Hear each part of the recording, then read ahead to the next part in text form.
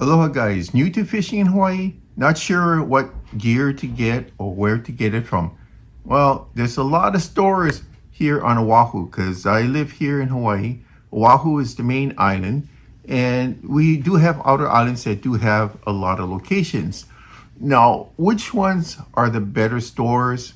Well, I am not in a position to endorse what I feel is the best stores or the ones that you should not go to. And believe me, a lot of these stores, they're not really big time stores. There's a couple, well, there's actually one that's nationwide, and beyond that, the rest are just smaller mom and pop stores. Some of them gotten quite large because they're specialty shops, and I prefer the specialty shops because they offer things that was locally made and specializing for the Hawaii native anglers.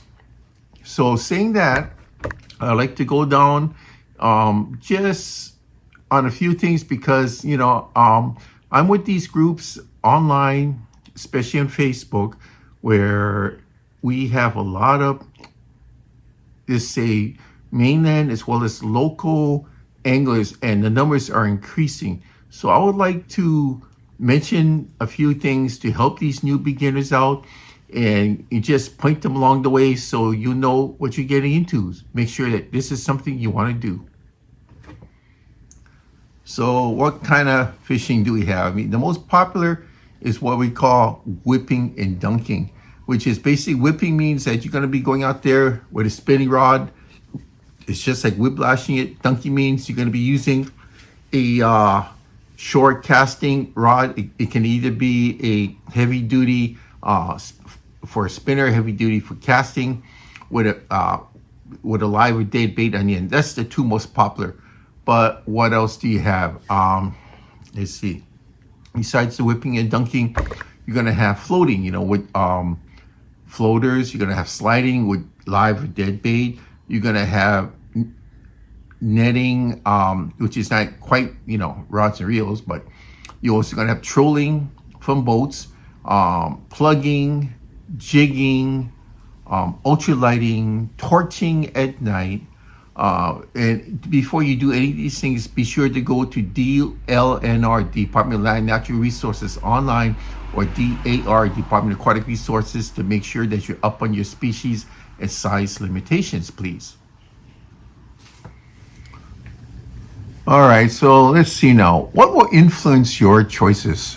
Prices, that's the number one. Location, even though we're on islands, I'm on Oahu, but you got other islands, and Oahu is pretty big. You got, most of the shops tend to be on the side I'm on, the townward side. You have the type of selection that each store is known to carry, and most importantly, too, it's a service, because if they don't treat you very good or they're not knowledgeable, you're not going to want to go there, right? So I would say that personally, one of my favorites is High Fish Gear. They're in Ewa Beach, and the reason why they're one of my favorites is because they're a niche store, because they produce items that is made just to specialize for the local style of fishing, like hammer bombs, and there's some other things they carry that is a niche market. It's just for the state of Hawaii. That's why I prefer that. And they have, the people there are local anglers, and they know how to talk to you. The owner, Bill, has fished from a kayak, so he knows what he's talking about. I'm not saying they're better than the rest. It's just one of them. And they do have an online presence. They have their own website. It makes things a little bit easier, okay? Also look for good communication skills, good service. When you walk in, they say hi to you. They walk you through everything. They help you out. I mean, good service is what makes a store, right? Prices, you really don't have to worry about, because that's what MSRP is for. Rarely you're going to see a store go above the MSP. They're going to have it at MSRP. And if you buy a lot, or they're having a 10% off sale or anything like that, that's up to the store. But just be aware that you're going to have normal MSRPs. And it's not like ordering online where they're going to tag on postage, but there are some stores that also have, that are here, that also have an online presence that they will tag it on. Do you need line spooling? Well, if you don't know how to spool your own, you're gonna have to learn. If not, there are some of the largest stores offer line spooling. Roy's Fishing Supply, Charlie's Fishing Supply, POP, Pacific Ocean Producers is just a couple that we come across. Do you need rod repairs? You got to look for areas that give rod repairs as real repairs. Those two things are important. Make sure that you understand which locations offer that. Again, Roy's, High Fish Gear, Charlie's Fishing Supply, Pacific Ocean Producers, they do offer that. And I think Nanco on the Kaneohe side and a few others would do that too. So you have to ask and look around. I don't want to go through and give you a whole list of places that I feel you should go to. There are some that stand out among others. I mean, I do like High Fish Gear. I do like POP, Pacific Ocean Producers in town. Let's see. Charlie's is a good place. It's a small place, but they tend to have good selection. This place is up on the North Shore. In town, there's a nice place called Brian's Fishing Supply. They actually they're a specialty store. They understand rod building. They can actually make you rods special to order. They bring you unique items. You got to understand what you're going to get into and what you're going to need, and that would help the situation here. There's also online presence like eBay, which is generally used material, but there's sellers there that offer brand new items. Also, there's Amazon, which is no used items, all new items. Well, they do. I take it back. They do have used their own products that customers have returned. They sell it cheaper, so they do. And the thing with Amazon, they recently increased the minimum order from $25 to $35. So bear that in mind as well. Okay, so the two most popular forms of fishing in Hawaii, whipping and dunking. Whipping is a local term for spin casting. So right here, this is a good typical example. This here is a 11-foot rod. Normally when you want to go whipping for distance, you want to go from like 9-10 feet. Most people go these. Some start at 7.5, but this one here is 11. This is pretty much getting close to the range that you want to use. This one here is a Rockaway SP. This is one of my favorites. And of course, you got to get spinning reels if you're going to go whipping. This one here is one of my favorites. It's a recent one that came out here. It's actually pretty nice looking reel. It has a power knob on it, and it's the 5000 size. It's Inspira 5000 made by Okuma. This one just won the this is ISP that just won the IF award for 2024. So if you're gonna buy something like this or something close to it, do your research. Be sure that this is what you want to try. There's a lot of material out there for you to read up on, plus reading what other people use. Then you have to decide if you want to go clear line like mono or fluoro, or you're gonna go braid. So there's things that you need to do. Sometimes you might have to get an extra spool, so you're gonna have both choices. Then you may want to accessorize it, like with the Gomex's style here. Fishing butlers to keep things together. And to me, the two biggest choices you're gonna have here is line, different makes and models of line, different thicknesses, the line test. What are you gonna do? You're gonna go mono, braid, fluoro. There's a lot of choices here. That one's gonna be all personal preference on you. And I would say that this one here is one of my favorites. I'm not gonna push anything on you, because you also got to think price.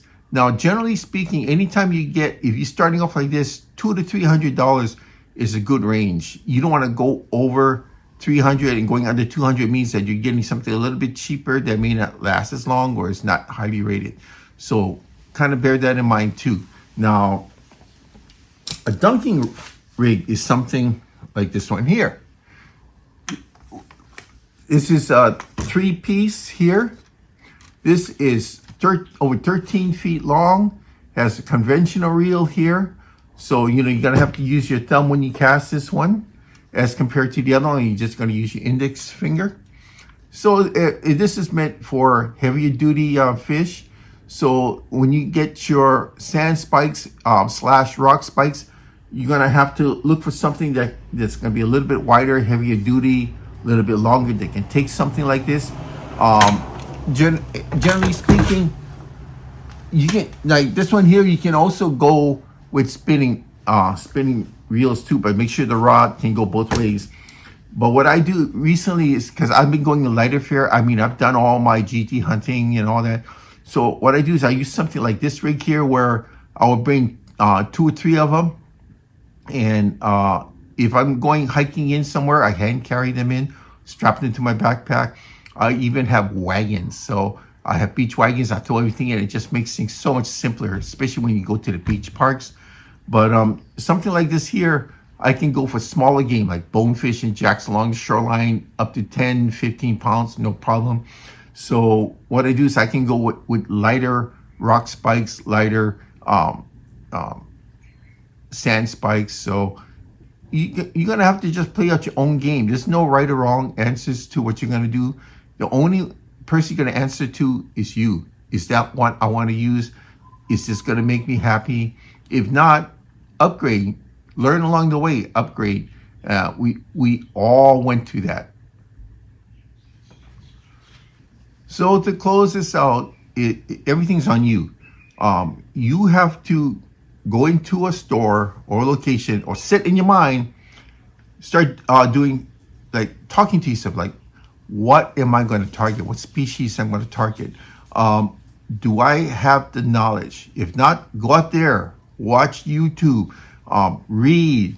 There's a lot of TV programs too. I mean, don't take it all from me. Ask around. I'm just one of the many cogs in this machine, this fishing machine. I'm going to tell you one thing, one absolute thing.